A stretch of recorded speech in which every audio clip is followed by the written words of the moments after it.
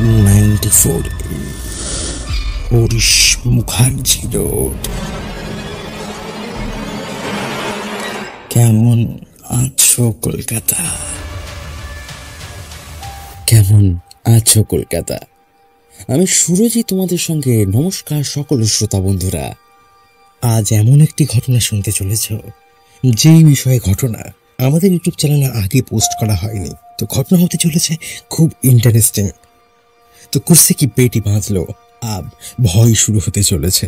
ভয় শুরুর আগে যাও সাবস্ক্রাইব করে নাও, পাশে বেল আইকনটা টিপতে ভুলো না, যাতে প্রতি বৃহস্পতিবার আর রবিবার ভয় তোমার ফোনে করা নাড়ে। তো লেটস স্টার্ট।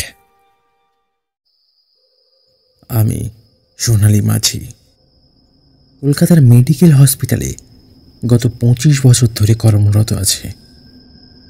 অসংখ্য রোগী দেখেছি। ক্লান্ত শরীর নিয়ে অনেক কঠিন রাত পেরিয়েছে আমার।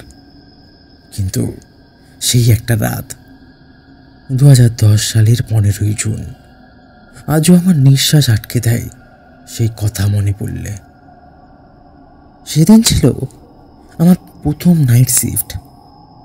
রাত তখন 2:30 হবে। হঠাৎ ওয়ার্ডের নির্জনতা ছিঁড়ে একটা ফোন বাজল। কাঁচা ঘুম ভেঙে ফোনটা ধরলাম। ওপাশে এক কিশোরী মেয়ের কণ্ঠ, কান্নার আওয়াজ।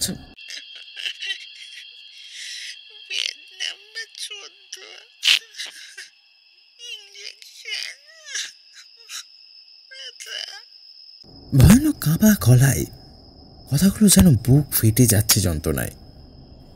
আমি এক মুহূর্ত দেরি না করে ছুটে গেলাম বেড 14 দিকে।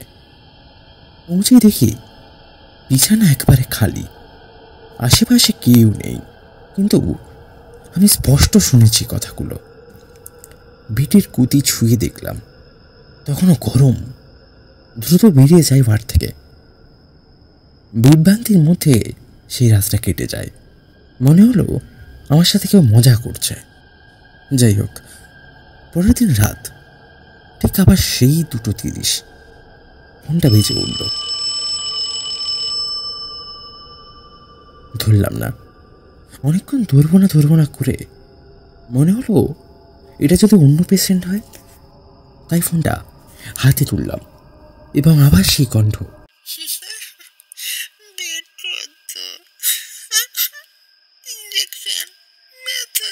আবার আমি এক মুহূর্ত না দাঁড়িয়ে ছুটে 14 দিকে এগিয়ে গেলাম। পৌঁছাই দেখি ঠিক সেরকমই বিছানাটা, একেবারে খালি, আশেপাশে কেউ নেই। বেডের গদিটা ছুঁয়ে আবার দেখলাম, তখন বেশ গরম। মনিটরটার দিকে তাকিয়ে স্তব্ধ হয়ে গেলাম। কি হৃদস্পন্দন গ্রাফ এখনো চলছে।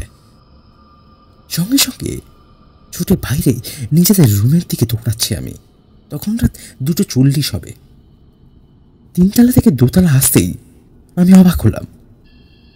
সব ঘরের পেশেন্ট, কেউ কাউকে দেখতে পাচ্ছি না। মনে হলো আমাকে কেউ ফলো করছে। আমি নিজের ঘরে ঢুকে সব লাইট জ্বালিয়ে দিয়ে সারা রাত ভয়ে ভয়ে বসে রইলাম। পরের দিন সকালে আমি আমার এক বান্ধবীকে সব কথা খুলে বললাম। সে আমাকে বলল, আমি তো কালকে রাতে 16 নম্বর ঘরেই বেডে পেশেন্ট দেখছিলাম। তখন তো দেখলাম তুই ছুটে দৌড়ে যাচ্ছিস। ভাবলাম কোনো পেশেন্ট মানে ইমার্জেন্সি, তার জন্যই ছুটে যাচ্ছিস, তাই আর ডাকলাম না। কিন্তু আমি তো কাউকে দেখতে পাইনি রাতে। ভয়ে ভয়ে সকালটা কাটল। ব্যাপারটা বলিনি কাউকে সেদিন। রাতেও খুলল ঠিক ওরকম আবার সে এক কাণ্ড। রাতে খাবার খেয়ে আমি 19 নম্বর ঘরে প্রতিদিনের মতো লাইটটা অফ করে শুয়ে আছে। রাতে ফোনে রিলস দেখছি শুয়ে শুয়ে। চারদিক অন্ধকার, শুধু রাস্তার হালকা আলো কাছের জানলার ভিতর দিয়ে মেঝেতে এসে পড়ছে। আলোটা খুবই হালকা। তখন আমার চোখ ফোনের দিকে। হঠাৎ মনের ভেতরটা কেমন যেন করে উঠল। সেই মুহূর্তে আমি ফোনটা রেখে বিছানা থেকে উঠে বেসিনের সামনে গিয়ে দাঁড়ালাম। বেসিনের কলটা খুলে মুখে জল চাপটা দিয়ে বিছানার আয়নার দিকে তাকাতেই, এখানে বলে রাখি, আমার বেসিনের আয়না দিয়ে আমার বিছানাটা স্পষ্ট দেখতে পারি আমি।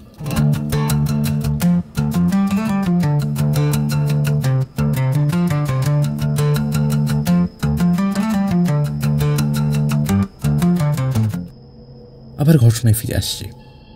বেসিনের আয়নার দিকে তাকাতেই এবার আমার চোখে পড়ল আমার বিছানায় এক কালো কেউ যেন শুয়ে আছে। আমি সঙ্গে সঙ্গে দৌড়ে ঘরের লাইটের সুইচটা চালাতেই না, সেখানে আর কেউ নেই। এটা কি মনের ভুল? তখন আমার হাত সুইচের ওপর, কি যেন মনে হলো। আমি আবার লাইটটা অফ করলাম, কিন্তু আমি জানতাম না আমার সাথে এরকম ঘটবে। সঙ্গে সঙ্গে দেখি সে কালো ছায়াটা আমার হাতটা ধরে আছে। আস্তে আস্তে আস্তে আস্তে স্পষ্ট হচ্ছে ছায়াটা। কিছুক্ষণ পর দেখি একটা কঙ্কাল, তার উপর একটা সাদা ড্রেস, মাথায় একটা সাদা টুপি, ঠিক নার্সদের মতো। আমার হাতে ধরে আমার হাতে যেন ইঞ্জেকশন দিচ্ছে। আমি জোর করে হাতটা সরিয়ে সঙ্গে সঙ্গে লাইটটা চালালাম। তারপরে আমার আর কিছু মনে নেই। সকালে উঠে অফিসিয়াল রেকর্ড ঘেঁটে জানতে পারি সে কালো ছায়াটা আমার হাতটা ধরে আছে। আস্তে আস্তে আস্তে আস্তে স্পষ্ট হচ্ছে ছায়াটা। কিছুক্ষণ পর দেখি একটা কঙ্কাল, তার উপর একটা সাদা ড্রেস, মাথায় একটা সাদা টুপি, ঠিক নার্সদের মতো।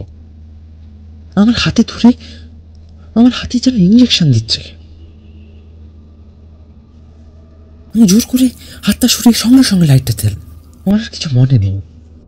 সকালে উঠে প্রথমে ভাবলাম কাকতালীয়, তারপর তারপর আমার সাথে এরকম ঘটনা ঘটেনি। কিন্তু 1 মাস 2 মাস করতে করতে ধীরে ধীরে 1 বছর পর আবার সেই 15ই জুন দিনটা এলো। অফিসিয়াল রেকর্ড ঘেঁটে জানতে পারি মে 14-তে প্রিয়া প্যাটেল নামক এক নার্স 16 বছরের কিশোরী ভর্তি ছিল 2008 সালে। তখনকার দিনে নার্সগুলো ছোটই হতো, কারণ তখনকার দিনে চাকরিটা অনেক কম বয়সী হতো। রাত 2:30 ভুল ইঞ্জেকশনে দেওয়ার কারণে সেই নার্স মারা যায়। এখনো ব্যথার ছাপ বয়ে বেরোচ্ছে। আজ এত বছর পর আমি এই কাহিনী প্রথমবার প্রকাশ করলাম। আপনার বিশ্বাস হচ্ছে? মতামত দিন।